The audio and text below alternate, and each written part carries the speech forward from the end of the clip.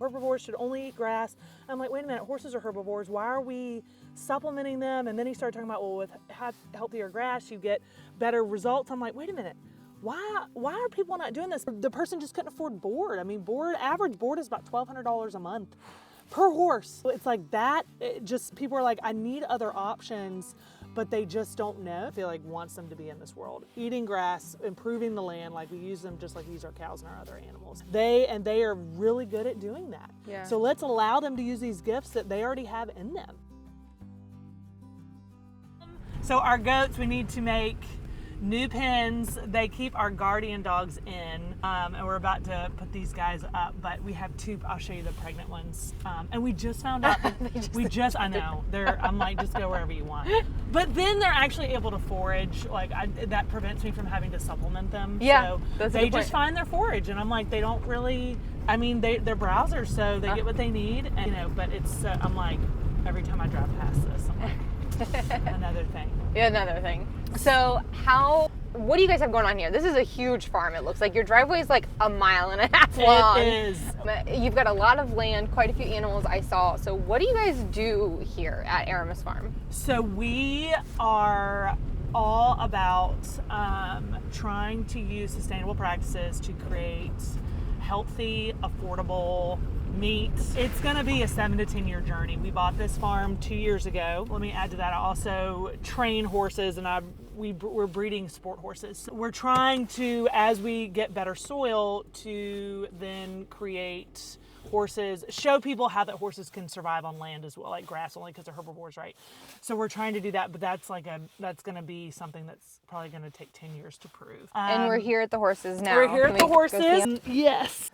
So we just moved them. This is field. So a lot of people on a lot of forums right now are dealing with mud. And I've tried to tell a lot of people, I'm really excited about this trailer. Most horse people are very ritzy. They want to show how expensive their barns can be.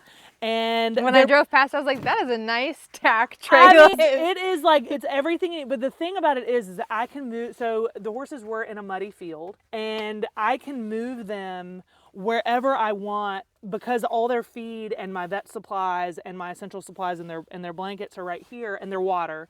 And so I basically move them so that we can move them, like, you know, the cows and everything else. So that also they're not standing in mud, because horses will have things like foot problems, and the parasites get transferred really easily. And so, among other things, so it's like people say, I'm dealing with mud in my paddocks, what do I do? And they're paying for all these expensive infrastructure like solutions, when I'm like, all you have to do is just move them. So, and I have a video I'll send you where I basically take the 2 lead mares, and because everybody follows the lead mare, so I take the 2 lead mares and I lead them, and everybody else follows, and we walk the mile down here, and like I walked them right in here, and then there you go. So how many horses do you have here? So I have 11. Well, okay, let me back up. I actually only have 8 of my own. 3 are camp horses, so they are just leased for my lesson program and my daughter, and for friends who come and ride. I have 3 competition horses in training, 3 thoroughbreds, which I event and do the jumpers with. And then I have 3 brood mares, which are all in full to Holsteiner jumper, German bloodlines of jumpers. Okay. So I want to produce a little bit more athletic, like bring in the warm blood. So hopefully that will be a little bit, maybe they can survive on grass a little easier. That's my plan. We'll see if I have a baby out here. Her name is Ripple. 9 months, and her mom, she's going to have a full sister or brother born in like 2 months. And then, yeah, so you'll be able to see them all. Okay. So, yeah. Are we going out there? Yeah, so we can go out there and I can show them to you. Watch this fence. Here, let me see, it's hot. So most people also don't think that horses will stay in on around a polywire, but I've just, same with cows and same with any other animal, like if you keep it hot and you keep them fed, like they're not gonna leave. So they will totally respect this and stay in for this. And you know, people are paying hundreds of thousands of dollars for, you know, wood fencing and everything else. So we're trying to just show that like there's some things that people can do that are maybe a little bit simpler that still get the job done. Horses have just become very expensive, and I think people are looking for solutions, but I think the beef cattle industry has really figured it out. But I think a lot of those practices can like transfer into, you know, managing other types of herbivores. So this is Ripple. This is our first baby. She's Hi, Ripple. Hi, babe. Are you camera shy? Are you camera shy, little girl? do you have experience with horses? Very minimal. Oh, like okay. when I was like 10, I bareback rode with a friend who had a horse, Oh, and that wow. was it. Wow. Okay. Yeah. Well, at least you have good experiences, because a lot of people, when they ride horses, they're like, "Oh yeah, that time a horse tried to kill me and ran me into a tree." I'm That's Paul's experience. oh my word. Well, this is How her are mama. you? This is Lacey. So Lacey is a 14-year-old thoroughbred. So she was my upper level event horse, and she loves scratches because she's so huge. She is huge. She's like, "Give me my massage," but she is so stinking talented, but she got injured, and so her career ended. And I was like, "What am I going to do with this big girl?" And I'm like, "I'm gonna make some babies out of her." Yeah, So she's pretty. she is a rock star. So don't let him fool. Now this is one of my competition horses. This is Ransom. So he is just the most gentlemanly of dudes. He raced, but he wasn't very fast. So most of my horses, I get them because they weren't fast, but they're super athletic, super smart, super just go-getters. Yeah. That's why I love the thoroughbreds. So we have that one, and all grays are filthy, by the way, all the time. Okay. They like want to be brown. And then this is Penny. She's another one of my competition mares. Also ultra talented, and just we're about to go training with her, and so she's just These are really tall horses. So I didn't think my mom got a dying horse when I was in high school. Yeah. And he was like this tall. Like he was that was his bag. It starts to get intimidating. So this is one of the kids. That's why, like, when kids come, like, we have Ziggy, because he's like super petite, and he's like, I can throw a grandmother, I can throw a 1-year-old on this guy, and he'll like just walk him around and just take care of him like a babysitter, like the wonderful babysitter he is. So he's like 25. Yeah. So they love. Yeah. It's like, Hello. okay, where's my? Okay. So this is another one of my. So she's another broodmare. So she's a German. Hanoverian. She's huge. She's huge. She's due in like June. That's Annabelle, and she's gorgeous and just the best mama. So I'm kind of like everybody's fighting. Everybody's fighting for you. hi. Yeah. How are you? Yeah. So that's these guys, and then she's gonna be a broodmare, and then that's Cheddar. That's another one of my competition horses. So yeah. So let's talk about your horses for a minute. Okay. So did you have horses in the? What's your background with horses? When did you start having horses? I have been riding since I was 5. My parents were so supportive, and I just loved them. I loved competing them. I loved training them. I've competed them my whole life, and then now that I'm an adult and now we have a business, I'm like, I want to start breeding my own line and start breeding my own horses, to start just going back through the levels and training them where they'll go. If they reach a stopping point or they can't go up anymore, then I'll sell them to a kid or to an amateur. But the other ones, then I'll keep going. Like this guy, he's got upper level potential, so he's only 6, but I'm hoping, in like 4 or 5 years, we're doing the big stuff with him. Okay. So, yeah. So I find it really interesting that not only are you doing the regenerative side of cattle and goats and chickens, maybe? Yeah. Is that right? Chickens, yep. So, but you're doing it with horses, which I have never heard of anybody trying to do anything regenerative with horses. Getting some butts around here. They just are very comfortable with everybody. Well, I guess I would prefer that. Yeah.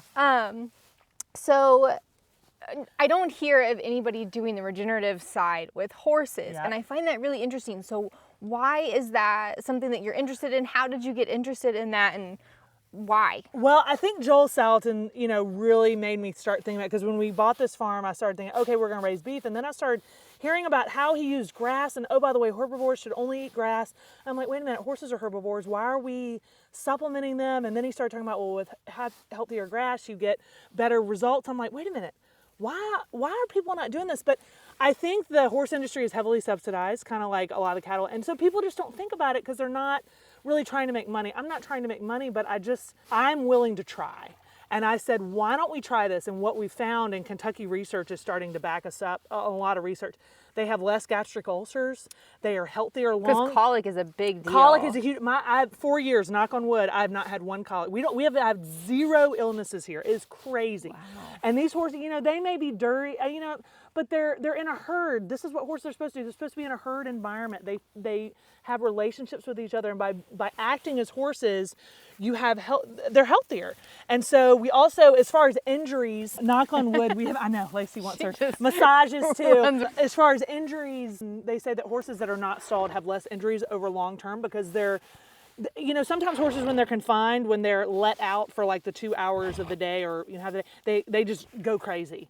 And these guys are out all the time. So really Well, and they're isolating those small muscles because they're on rough terrain. Yes. So there's those small muscles for us too. Yes. If we just sat at a desk all day and then went on a hike, yes. we would get hurt. Well, and something else we're finding too, so there's a lot of skin issues when it's raining, and one of the questions people ask me a lot is, well, they're outside, do you have to deal with rain rot and all that?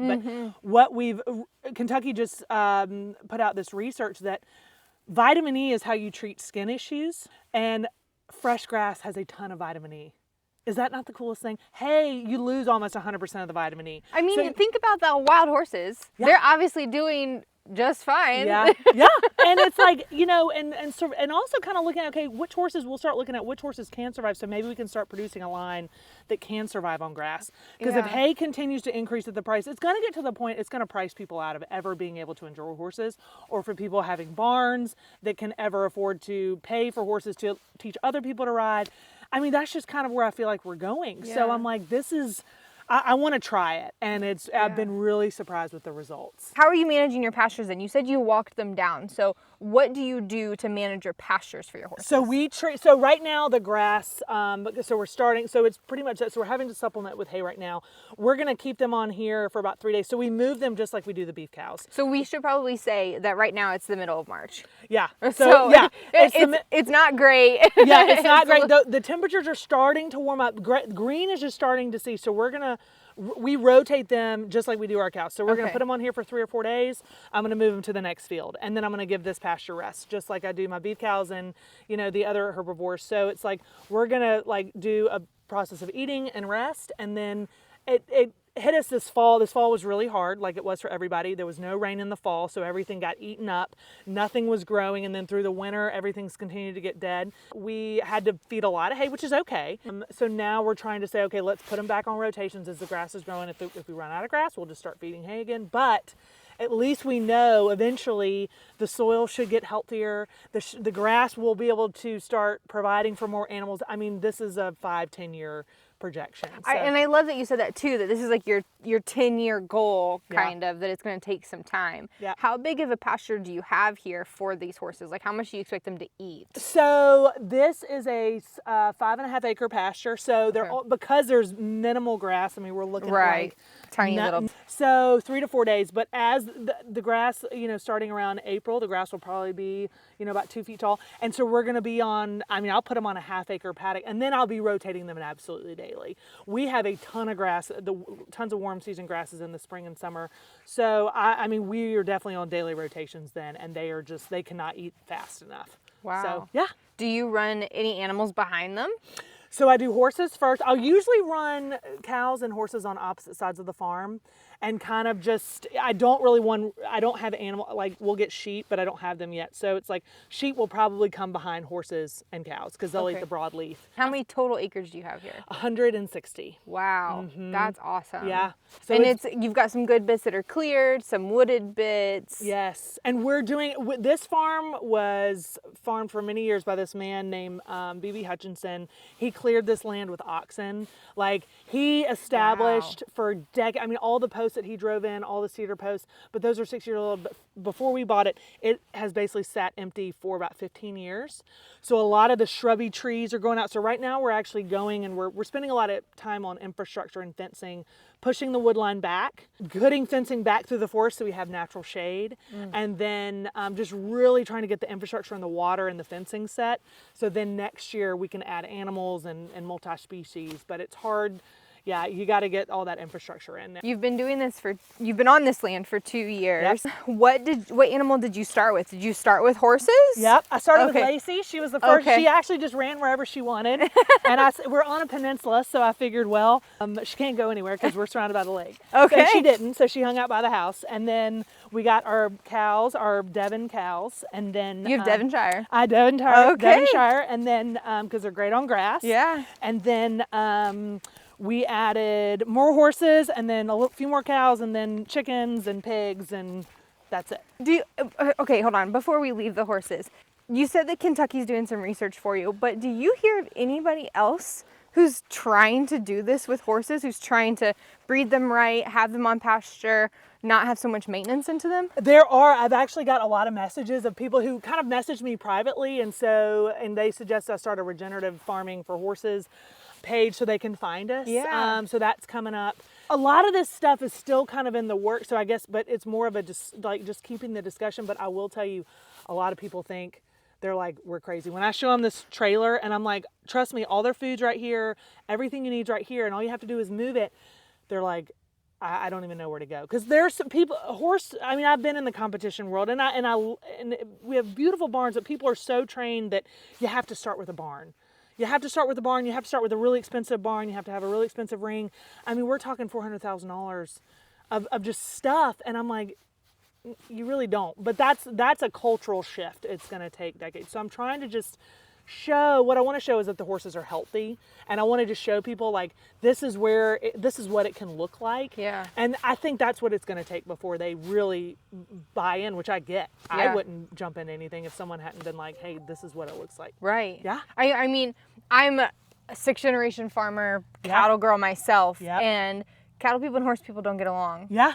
Unfortunately, and that probably will get cut. But but it's true though. Like, especially when you say I have cows, they're like, oh, well, you probably don't know about horses.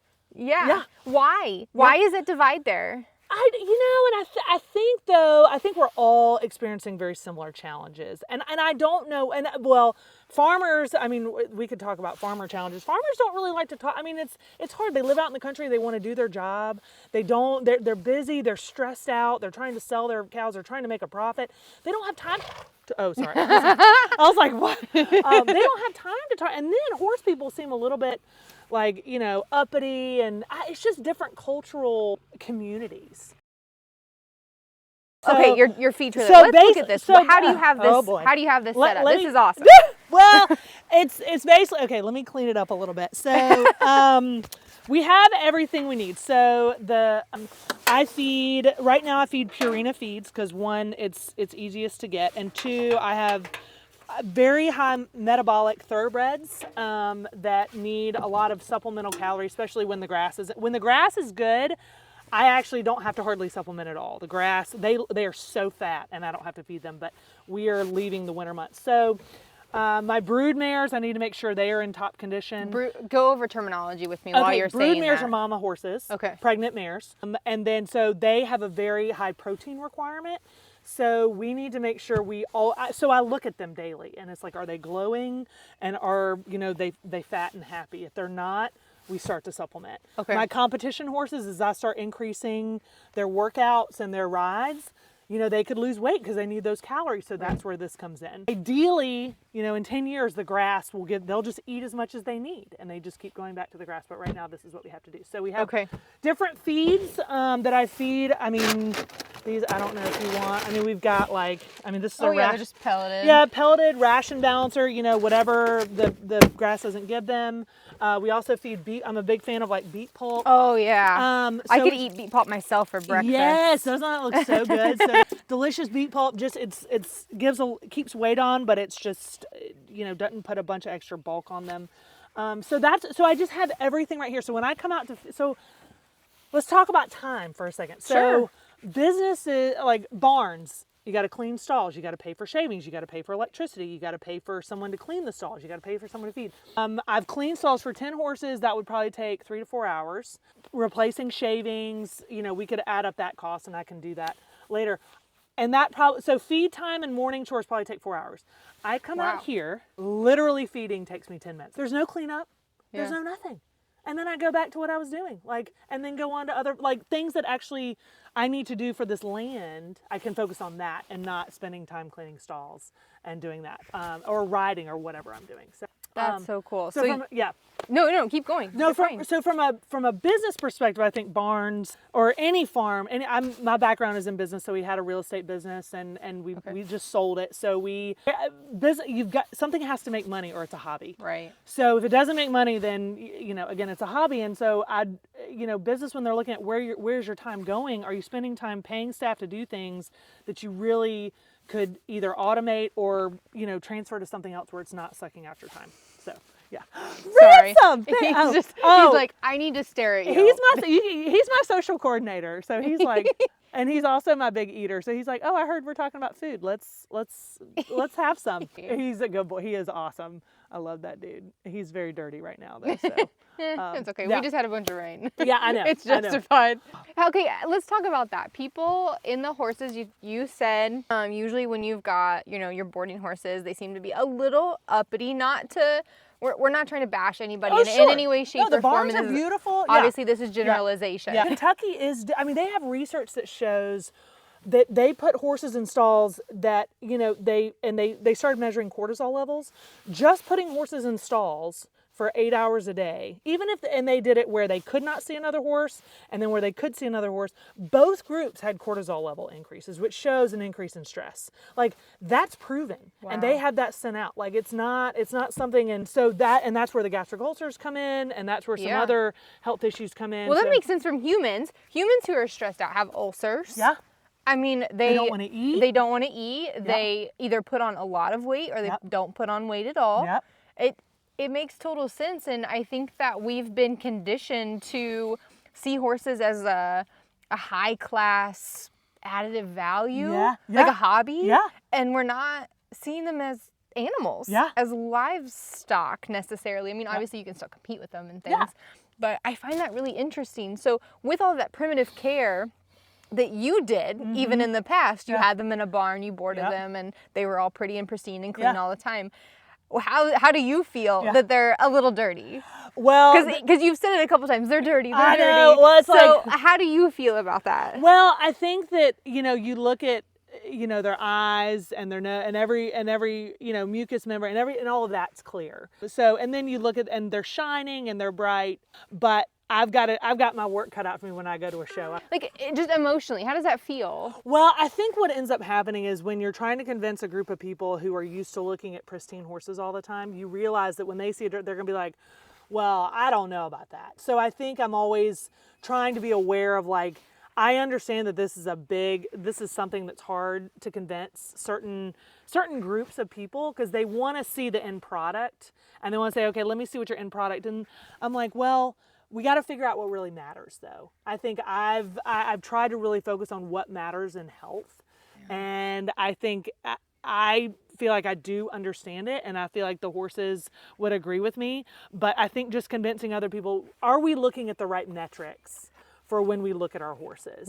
And so that's, I think, what we really need to stop and ask ourselves. Clean mucous membranes, healthy tendons, good weight, healthy coat, like they're just, and they're out being horses and they're interacting and And he's your performance horse, one of them, right? Yeah. So when you get him out in the arena, he kicks butt. Oh, he is awesome. He is so wonderful, and I feel like it's just because he's coming from a place of health. Yeah. So yeah, I love that. Yeah. And we didn't get to finish your trailer because of course we got sidetracked. So, okay, so we've got your feed. We've got our feed.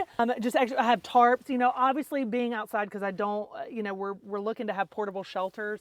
So we do blanket a lot, like when the weather gets really nasty, because if they're not blanketed, then they lose weight. So, or if they get cold, then they lose weight. So we've got that. And then I've got, you want to have your vet supplies on hand. Oh, yeah. So I've got meds, I've got medication. I don't know if visually, just stuff that you just need. When you're out here, maybe, you've got over 100 acres. If you're, 50 acres away from the house, you need to be able to take care of something if it needs taken care of. And efficiency, just always it's kind of like the Murphy's Law. If you have it, then you won't have to deal with it. When we start moving paddocks, so I've got all my stakes. So we'll have all the stakes when I need to start making lines across paddocks. We've got lines and stakes all ready to go too. So that's really everything we need. And that's the water. Awesome. And the water. So that's an IBC tote, I'm assuming. It's an IBC tote. What is this cover you have over it? So the cover prevents algae growth. So it's only like $25 because algae is kind of what we fight out in the sun. And so we use it on all our tanks. And so it keeps the water nice and clear. Where'd you get that from? At Amazon. Seriously? $25. Oh. Right? That's awesome. People painting them. I saw this Regenerative. He built like a $2,000. It was an enclosed wooden structure around his IBC tote, and it was awesome. And I'm like, $25, dude. That would have gotten you. And it works well. It works You don't well. have algae. No, and it's lasted over 2 years. And so you have that hookup. It's gravity Yep, fed it's gravity fed. Yep. on your automatic water To here. the water. Yep. So, and this needs That's to be, you know, awesome. this is just probably the day we just need to clean. But I mean, there's like no algae. They've just dropped it looks great. some It's food just in dirty. there. Yeah. Just dirty from your face. Yeah, and just they dribble their food in there, and then Uh-huh. so every 2 or 3 days we clean that out. But they don't. I mean, it goes to the bottom and it's clear. Water is something that, like, you know, access. That's something where we have to do water infrastructure this year, because if you don't have water in certain parts of your farm, you can't get there and you can't use that part of the farm. So that's really what's the limiting factor for a lot of this growth. Is just putting in water access throughout. Yeah, absolutely. And how I feel like I didn't even think of something like this. I mean, it's just gravity fed from there off of a trailer. Right I mean, there. it's so simple. This easy. hookup is maybe, like, with the tote and the trailer, it's maybe $1,500. Like, that's it. Like, Yeah. and I use this thing more than anything else on our farm. So you mentioned that it's like you're working on like a 10-year plan for these horses. You're gonna breed them so that they do better on pasture. So the ones that aren't doing as well are gonna get called. You want performance horses, so the ones that aren't doing as well are gonna get called. Yeah. What challenges do you like see in that? That we've bred horses for so long for the wrong things that can we bring in horses that can perform, that can survive on grass? And that will be, I think there will always probably be a balance, but that's ultimately, it's like, can we have both? And can the decades of breeding for certain things, can we start to reverse that or start to change course? Or start to convince people, and really, it's not just for what we're doing. What I really want to do is I want to help other barn owners save money and just start to think about other things so that they can ride for generations. Riding is like one of my favorite things, and it's many people's favorite things. And so I want people to be able to enjoy this forever. I mean, just for the future. And so just showing them, like, this is what you can do. So we'll do it, and we'll be able to figure it out for here. But I want to be able to take this model, hopefully, and show other people how to do it. That's really cool. Yeah. So if somebody wanted to get started doing this, what would they do? Do they need to go find a special horse? Do they need to have a certain kind of pasture already established? Well, what I see most of all is that people need to rest their pastures, and people need to start thinking about That's a good point. I'm going to make a comment on that because in Indiana, you can tell there will be no animals in a field, and you can tell if it's been grazed by horses or if it's been grazed by any other kind of livestock because it's nibbled down to the core. I mean, it's gone. So horses have top and bottom teeth. Cows only have bottom teeth. Right. So because of that, but horses can get that blade down. But also, it's like they keep coming back. So like anything else, cows will graze down a field, but yeah, horses can grab the whole thing. And obviously, it's like so basically showing people, like, look, I love to add these horse people. They have got so much mowing equipment. And I'm like, how about you take your horses and go put them out in that field that you spend hours mowing every week? Or how about you just take them off this pattern? Because they've usually got beautiful lawns. And it's kind of funny, like in Ocala, we go down there, but there are farms, literally, they won't let you put your horses on the grass because it's so perfect. It's like, well, how about we start rethinking that? How about we just put those horses on that pretty lawn, cut that, and then your pastures will get a rest and start to grow, and then just start kind of rotating around. Yeah. It's like that idea of kill your lawn and grow your food. Yes. But for horses, I mean, my mind is being blown. So this is just eye-opening to me that there is somebody out there who's like, oh, that regenerative farm movement. Yeah, we're gonna do that with horses. Yeah. It's just so cool. So what other benefit do you have with horses? You have them as performance, so you race in some form. I guess you didn't tell me what's. So they were race horses. The thoroughbreds were race horses, and now we do eventing. So we jump, do dressage, and cross country and stadium. So it's like a triathlon for horses. But horses are huge for teaching for children, for teaching responsibility, teaching confidence. I mean, my daughter, who's 10, can take a 1,000-pound animal and tell it what to do and understand how to guide it. They also are very good about teaching awareness. That's why they're so good in emotional therapy and hippotherapy, because really horses are constantly living in the present. And so we have to, human minds are all over the place, usually never in the present. They're thinking about the past, the future. So horses bring you to the present, and you start to have a relationship just through being aware of their actions and responding to them. And also just from I'm we were in the Army, and I was a critical care nurse, so Wow. PTSD from soldiers we were taking care of. There's a lot of movements with veterans, using these as therapy to kind of reintroduce back into life to just heal wounds. Yeah. But that can be anybody. Like your husband was a firefighter. Like there are struggles that all these service members have, or people who are just out in the world. And so horses kind of help rebuild that. So that's where I feel like their place is so important in society that other animals can't necessarily replace, but we got to get them more affordable. Yeah. Yeah. And so speaking of the affordability part, I mean, my mind instantly goes to, like you said earlier, as a business perspective, you have to make money or it's a hobby. So if somebody isn't interested in the show world, they're not racing, they're not looking for performance horses, how can they justify it other than just like the emotional benefit, which of course has so much place and value. But if you're looking at true numbers, do the horses overtake what your other livestock can make you? Not necessarily, because they have value. Well, the competition horses have a lot of value. Right. The babies have a lot of value, so people will pay for that. But that's because I have a lot of experience with training.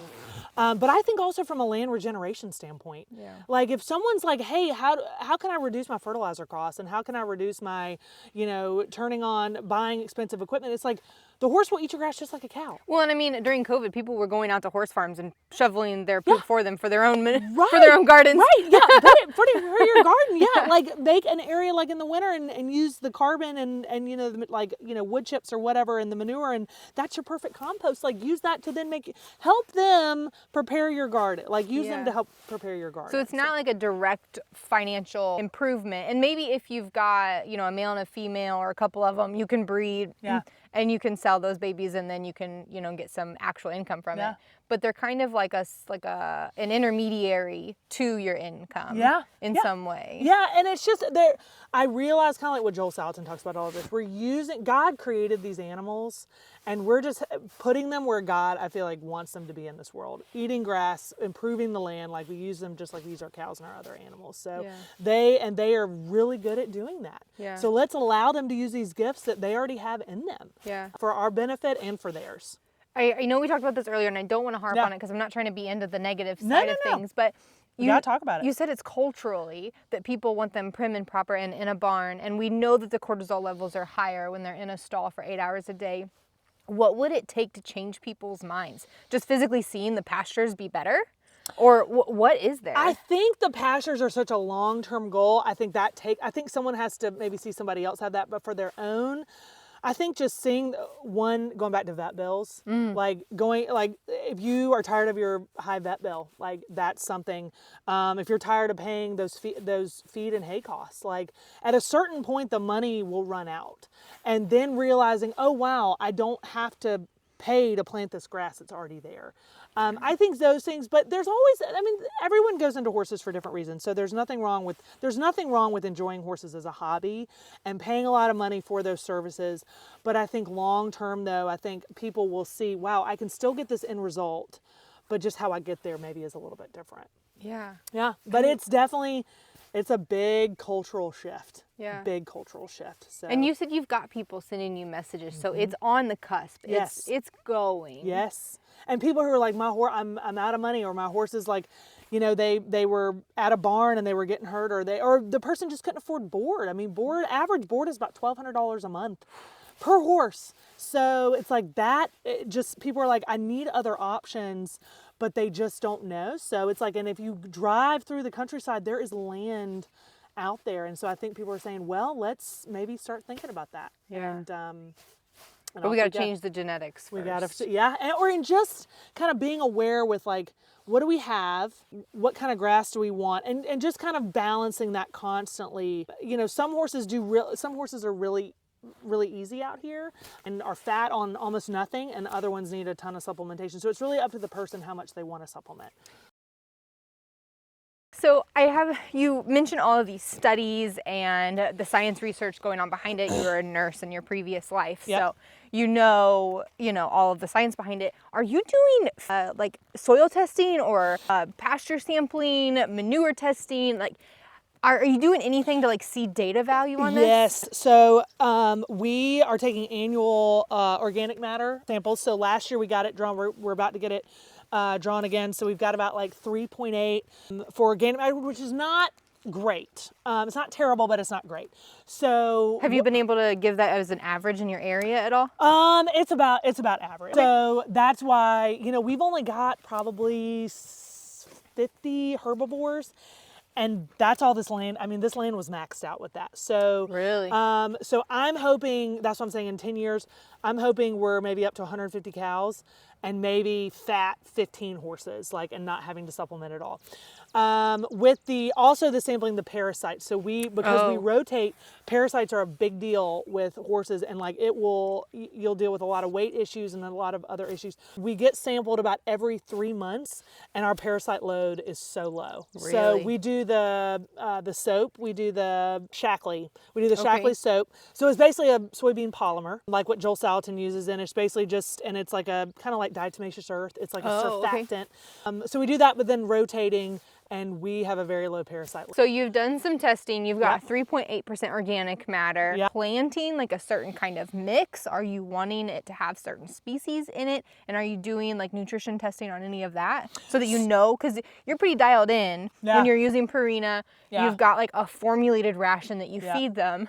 Are you just kind of letting the control go and just watching their body form, or are you interested in their nutrient values? So we actually sampled the grass last year, and it was actually pretty high in protein, but the digestible fiber, the non-digestible fiber was pretty high too. So that means that they were getting the grass, but the digestible fiber was not great. So, so what I hope is that as we go on, we're seeing that digestible fiber increase a little bit more. But as far as planting, the only thing we're going to plant, we didn't plant this year because we have a ton of warm season grass, but I should have planted rye in the fall just so they would have more right now. And that's what we will do next fall. We will start planting rye and start actually planting fields where it'll reseed on its own. So it'll become a perennial.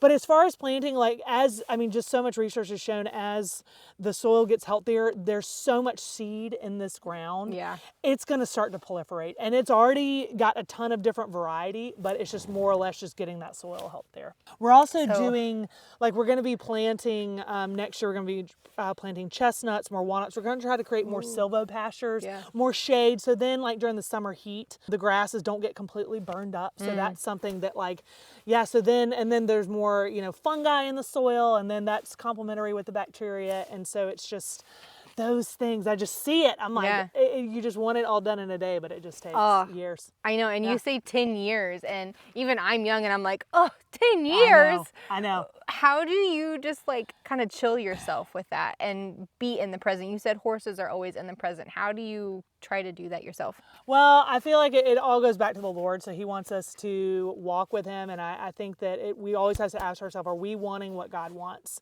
And so if I'm trying to move faster than what the Lord has for me, generally chaos ensues. So it's we will be obedient with his, with his livestock, with his creation, and try to manage it, because that's all we are as managers. And so I'm going to try to manage it the best I can. And then, but what's so crazy is that stuff will happen that I didn't even expect. And you just start to allow, and I think it's also just a spiritual journey for me, just to really trust that this stuff will happen, but we just have to wait. So it's just been a spiritual process. Can you give an example? You said things will happen and you're just wow. I mean, there's, for example, we tried to milk our cows, and I kind of wanted to get rid of the goats, and then the goats get pregnant. And so we tried it. And then, I tried the goat milk, and it was amazing. So, just doing that, but also, with the horses, just seeing no injuries. We haven't had any stillbirths. We haven't. That's really big in the horse industry. It's really big in the horses. We haven't had any colics. Just stepping back and be we have what we have not had, and then just saying, okay, this is pretty profound. Yeah. And most people probably can't say this over a 4-year period. Yeah. So, I mean, it may happen.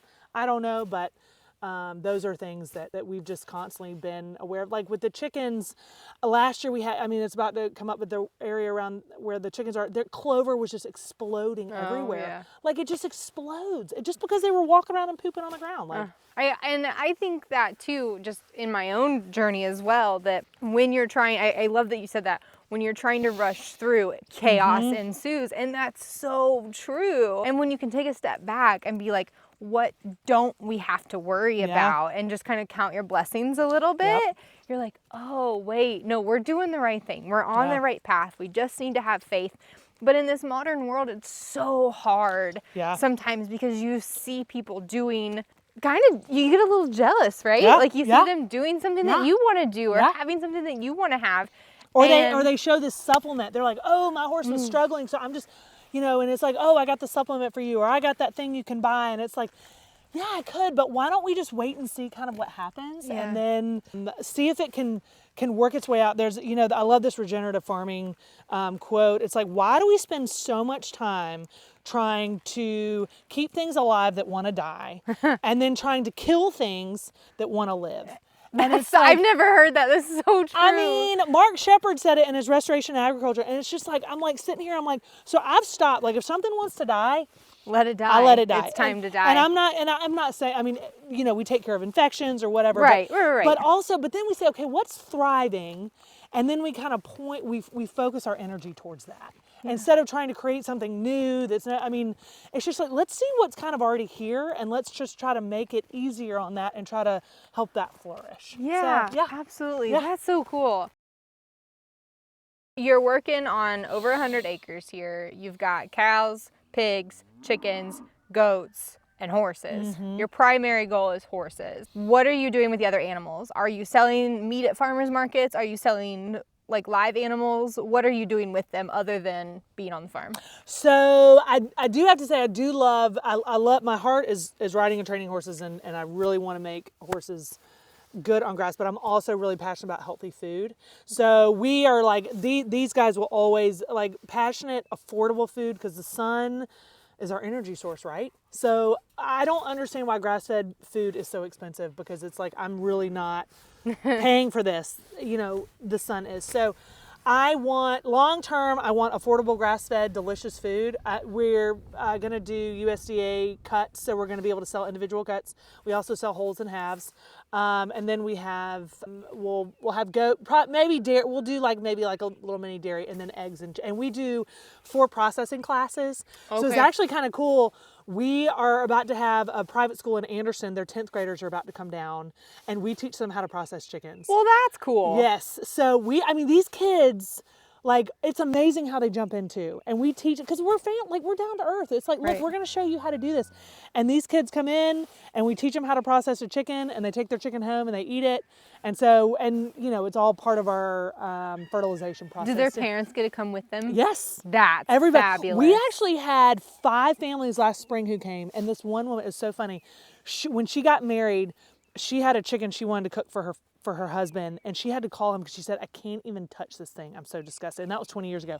And she was processing a chicken 4 months ago. And she was like, she's like, I don't even know how I got here. But she said it wasn't that bad. And she's like, now they want to learn how to provide food in their backyard. So we want to educate, we want to empower, we want to provide, those things are real big on our long-term strategy. I understand why you want to do all that with the horses, but where's your why on these? Why do you, where did the education piece come from? I mean, you're a nurse by trade. Yeah. What happened? So as a nurse, methicillin, MRSA is a big buzzword, C. diff. There are antibiotic resistant organisms in every single one of our hospitals. And it is the bane of every single hospital system to try to keep these out. And then when you start looking that 98% of beef that people eat is all coming from factory farms where they're fed antibiotics the last 9 months of their lives. That's what people are eating. So, we could discuss, there's a lot of opinions about what people are eating, but these health problems are not going away. And so I just said, look, that food is making people sick. And then when you start looking at this food, and then, oh, by the way, I'm not the best cook in the world, but when I started eating food that I grew, somehow my food started getting better. Yeah. And that's short of a miracle. I think I agree with that, because when I was growing up, I also had a lot to prove. I was the only girl in my family for the first 13 years. So I was around a lot of boys, a lot of farm boys, and I had a lot to prove outside. Yeah. And I didn't want to be in the kitchen. So I kind of didn't learn how to cook on purpose. I picked things up from my grandma and my mom here and there. Yeah. But once I started raising our own food, I enjoyed cooking. I love the aroma of it. And Paul says that my favorite meal is when I just throw crap together. Yeah. And he's like, You're I don't done. know. You don't have a recipe, but this is amazing. I love it. And I love why it. do you think that is? Why does it take, is it like a pride thing that we're, you know, raising this animal, butchering it, and now we get to eat it? Or is there something else going on? I truly believe that how these animals are raised, I mean, I just saw a video the other day of what they used to feed pigs, and it's literally crushed up plastic. And it's like, I mean, it's like plastic mixed in because they were just mixing up all the food that was inside plastic bags and they were feeding it to pigs. And it's like, I mean, they're doing tissue samples where they're finding microplastics in people's tissues. Yeah. And it's like, that's what we're eating. It's like gross. So I think that alone, but I mean, I'm telling you what, I mean, there could be a lot of reasons why, but all I know is that I'm like, this is good. And when my husband and when my daughter will eat my food, that's a miracle. And I'm telling you, it is just, it's so good. And our pig, we have the guinea hogs. Oh. And so they're real fatty and they're just, the meat is delicious. And I'm like, I can't buy another pork chop from the store again. I can't have pork that's not from a pasture. And we raise mangalistas. Oh, so those are like that is amazing. I mean, it is so good. Like you just eat it, right? Like it melts. Yeah. And it literally makes the whole meat melt. Like but you can't, this is the other problem I realized, because coming back from a business, so, and looking what people are struggling with, people, one, they find out, so you read Omnivore's Dilemma, you watch Food Incorporated, you see all these things and people know, like, oh my gosh, there's a problem with our food system. The problem is that then they're like, now what do I do? Where do I go? And it feels such a big task. Yes. It's daunting. I mean, we could talk about problems like, I mean, cancer, and it's like all these, I mean, and we don't want people to live in a state of fear. Right. But people need to be aware, okay, these problems are going on. But what's cool is that there's a lot of farmers like us that are saying, hey, we're going to help provide for a solution, maybe not for the world, but for our community. And, you know, I can maybe, sell 40, 50 cows a year, whatever, and feed that many people. And then if we all do it together, and then people will start seeing how they feel better, the food's better, and it's just a movement, I feel like, in the right direction. Oh, by the way, if you want to talk about carbon reduction and the app, I mean, we could, it just checks the blocks on solving so many problems. So I used to tell people at the farmer's market when they'd ask about like how I felt about our neighbor at the farmer's market also selling beef. And I'm like, look, I can't feed the world the way I'm farming. Yeah.